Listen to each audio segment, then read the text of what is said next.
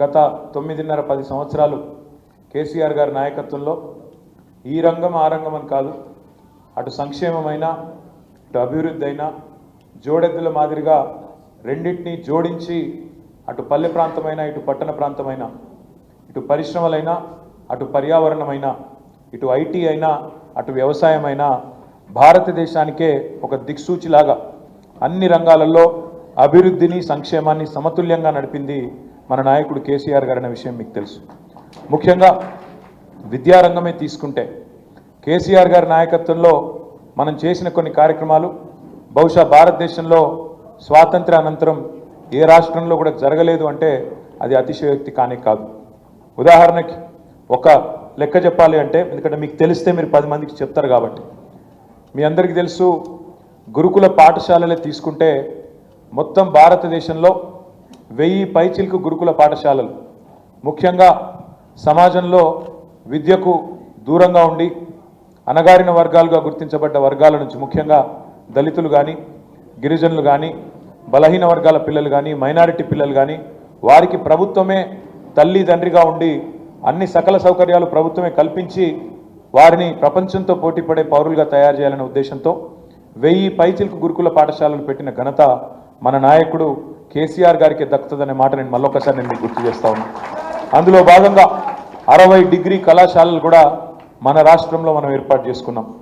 Inter residential కళాశాలలు 146 ఉండే మనం వచ్చినాడు, వాటిని 592 చేసుకున్నాం. అంటే 4 రెట్లు 146ను 592 మనం జూనియర్ ఇంటర్ రెసిడెన్షియల్ కళాశాలలు చేసుకున్నాం.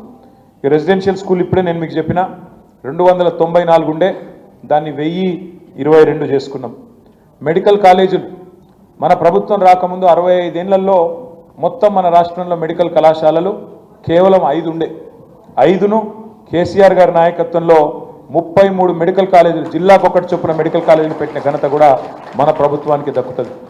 మెడికల్ కళాశాలలు మాత్రమే కాకుండా, ఎందుకంటే డాక్టర్లకు మరి తమ వృత్తిని సవ్యంగా చేయాలంటే నర్సింగ్ సిబ్బంది కూడా అవసరం ఉంటారు కాబట్టి 33 జిల్లాలకు 33 నర్సింగ్ కళాశాలలు కూడా ఏర్పాటు చేసిన ఘనత కూడా మన నాయకుడు కేసీఆర్ గారికి దక్కుతుందనే విషయం కూడా మీకు తెలుసు. వాటితో పాటు ఎన్నో విప్లవాత్మకమైన కొత్త ఆలోచనలు, ఒక ఫారెస్ట్ యూనివర్సిటీ, అదేవిధంగా ఒక హార్టికల్చర్ యూనివర్సిటీ, ఒక మహిళా యూనివర్సిటీ, ఇట్లా ఎన్నో రకాల ఆలోచనలు. అందులో మళ్ళీ మన తెలంగాణ ప్రముఖులు తెలంగాణ పెద్దవాళ్ళ పేర్లు పెట్టుకొని ఆ విశ్వవిద్యాలయాలకు కూడా గౌరవించిన ఘనత మనది. హెల్త్ యూనివర్సిటీకి కాళోజీ నారాయణరావు గారి పేరు పెట్టుకున్నాం. వ్యవసాయ విశ్వవిద్యాలయానికి ప్రొఫెసర్ జయశంకర్ గారి పేరు పెట్టుకున్నాం. హార్టికల్చర్ యూనివర్సిటీకి పెద్దలు కొండా లక్ష్మణ్ బాపూజీ గారి పేరు పెట్టుకున్నాం. వెటర్నరీ యూనివర్సిటీకి బ్రహ్మాండంగా పివి నరసింహారావు గారి పేరు పెట్టుకున్నాం. ఆ రకంగా మరి ఎంతోమంది పెద్దలను తెలంగాణ ప్రముఖులను కూడా స్మరించుకుంటూ గౌరవించుకుంటూ వారి కాంట్రిబ్యూషన్ను కూడా మన వచ్చే తరం పిల్లలకు కూడా తెలవాలన్న ఉద్దేశంతో విద్యను ఆ రకంగా ప్రాథమిక విద్య నుంచి మరి ఉన్నత విద్య దాకా అన్ని రంగాలలో కూడా మంచిగా ముందుకు తీసుకొని పోయే ప్రయత్నం చేసినాం. మొత్తం రాష్ట్రంలో 26,000 పైచిలకు ప్రభుత్వ పాఠశాలలు ఉంటే 3 దశల్లో వాటిని అభివృద్ధి చేయాలి. డిజిటల్ విద్యతో సహా మరి ప్రపంచంలో ఎక్కడ మంచి పాఠాలు చెప్పే అధ్యాపకులు ఉన్నా వారి పాఠాలు మన పిల్లలకు అందాలన్న ఉద్దేశంతో 7,400 కోట్ల రూపాయలతో మన ఊరు మనబడి మన బస్తీ మనబడి అనే కార్యక్రమాన్ని కూడా శ్రీకారం చుట్టినాం. మనం ఒక దశ పూర్తి చేసినాం. ఈ లోపలనే ప్రభుత్వం మారింది. మీ అందరితో నా ప్రార్థన ఏంటి అంటే, ఇవాళ ఉన్నది ఒక డిజిటల్ యుగంలో మనందరం కూడా ఉన్నాం. ఇవాళ ఏం జరుగుతూ ఉంది అంటే, మీకు తెలుసు ఒక నిజం కడప దాటే లోపల అబద్ధం ఊరంతా తిరిగి వచ్చే పరిస్థితి ఉన్నది. చాలా విచిత్రం అనిపిస్తుంది కొన్ని చూస్తుంటే. నిన్ననే ఊరిచ్చి అదే సినిమా ఉంటుంది, మీరు చూసి ఉంటారు, మరి చూసినో లేదా మీరు చిన్నపిల్లలు చూసినో లేదా, కానీ మేము చిన్నగా ఉన్నప్పుడు అహనా పెళ్ళంటాను ఒక సినిమా వచ్చిండే. అది ఇప్పుడు కూడా ఉంటుంది, ఆ యూట్యూబ్లో ఆన్లైన్ ఉంటుంది, మీరు చూడొచ్చు. అందులో వాడు చాలా పీసీ రోడ్ ఉంటాడు. ఆ కోట శ్రీనివాసరావు క్యారెక్టరు చాలా పీసీలో ఆయన ఉంటాడు. ఆయన ఏం చేస్తాడంటే, నువ్వు మా ఇంటికి రా నేను చికెన్ పెడతా అంటాడు. పోతారు విడవడి ఇప్పుడు ఉంటారు కదా దోస్తులు అంటప్పుడు, ఇక పోతే ఏం చేస్తాడు ఎరికైనా, ఆడ కింద కూర్చోబెట్టి అన్నం పెట్టి అన్నంలో పచ్చడి వేసి ముంగట కోడిని ఎలాడదీస్తాడు. కోడిని ఎలాడదీసి చూసుకుంటా తిను అంటాడు. ఇదే చికెన్ అంటాడు. సేమ్ రేవంత్ రెడ్డి ప్రభుత్వం కాంగ్రెస్ ప్రభుత్వం కూడా వీళ్ళ వ్యవహారం కూడా అట్లే ఉన్నది. మొదలు ఏం చెప్పిర్రు? 100 రోజుల్లో 6 గ్యారంటీలు అమలు చేసి తీర్థం. 6 100 సరే, భూమి ఆకాశం ఒకటైనా సరే, ఇటు ఉదయించే సూర్యుడు అటు ఉదయించినా సరే చేసి చూపెడతా అని చెప్పి గంభీరమైన డైలాగులు. సినిమాలలో పాత ఎన్టీఆర్ కూడా కొట్టపోతుండే, అసలు డైలాగులు కొట్టి అసలు ఇది చేస్తాం అది చేస్తాం పొడి చేస్తాం మేము లేస్తే మనుషులమే కాదు అని అటు డైలాగులు దంచి 420 హామీలు 420 హామీలు ఇచ్చి గెలిచి అధికారంలోకి వచ్చింది. వచ్చినాక ఇప్పుడు ఇది 14వ నెలనో 15వ నెలనో నడుస్తుంది. ఇప్పుడు సిగ్గు లేకుండా ఇప్పటికి కూడా అబద్ధాలు చెప్తా ఉన్నారు. అబద్ధాలు చెప్తే కూడా మరి ఎవరో చిన్న సోషల్ మీడియాలో పనిచేసే కాంగ్రెస్ కార్యకర్తనో ఐటీ సెల్లో పనిచేసే ఒక పిల్లగాడో పిల్లనో అబద్ధం చెప్పినట్టు అర్థం ఉంటుంది. కానీ ముఖ్యమంత్రి ఉప ముఖ్యమంత్రి వాళ్ళు నిన్న మాట్లాడిన మాటలు వింటే నవ్వాలని ఏడవాలని తెలుస్తలేదు. ముఖ్యమంత్రి గారు నిన్న కొడంగల్లో స్పీచ్ ఇస్తున్నారు. మేము ఇవాళ ఒక చారిత్రాత్మకమైన కార్యక్రమానికి శ్రీకారం చుడుతున్నాం అన్నాడు. నేనేం చేస్తున్నాడో అని నేను అనుకుంటే రేషన్ కార్డులు ఇచ్చే కార్యక్రమం చారిత్రాత్మకం అట.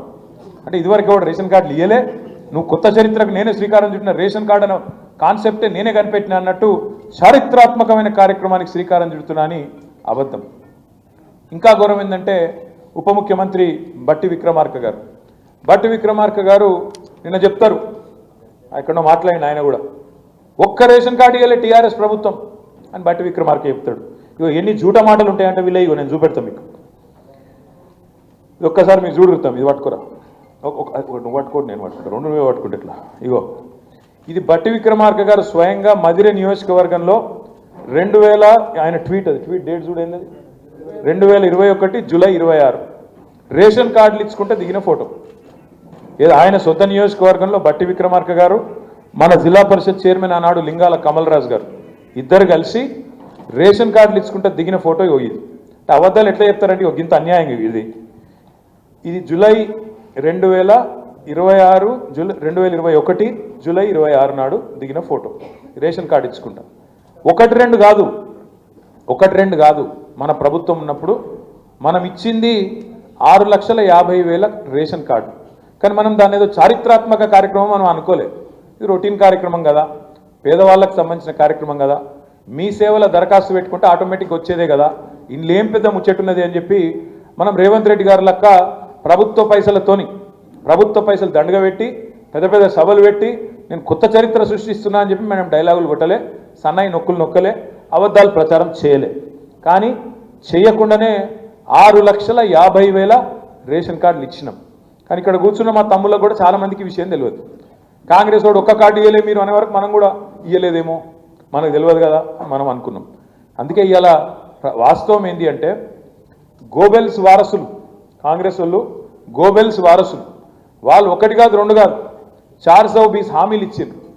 1 కాదు 2 కాదు. ఈ పుస్తకం మీ అందరికి నేను పంపిస్తా. 420 హామీలు కాంగ్రెస్ పార్టీ ఇచ్చిన 420 హామీలు ఇవి. మొత్తం ఇలా ఏమేమి నరికింది యాదుకుందా మీకు? డిక్లరేషన్లు అన్నారు. డిక్లరేషన్ అనేది చాలా పెద్ద మాట ఇంగ్లీష్లో. డిక్లరేషన్ అంటే చరిత్రలో చాలా చారిత్రాత్మకమైన నిర్ణయాలు తీసుకున్నప్పుడు గతంలో పెద్దలు మహానుభావులు వాళ్ళు డిక్లరేషన్లు ఇద్దరు. కానీ కాంగ్రెస్ వాళ్ళు డిక్లరేషన్లుగా 4 గీసి పారేసుకుంటుంది కూడా వానికిరాని డిక్లరేషన్లు 1 కాదు ఎన్నో చేసింది. రైతు డిక్లరేషన్ అని చెప్పి రాహుల్ గాంధీ గారు వచ్చి వరంగల్లో చేసింది. ఎస్సీ డిక్లరేషన్ అని చెప్పి ఎస్సీ డిక్లరేషన్ అని చెప్పి చేవెళ్లలో మల్లికార్జున్ ఖార్గే గారు వచ్చి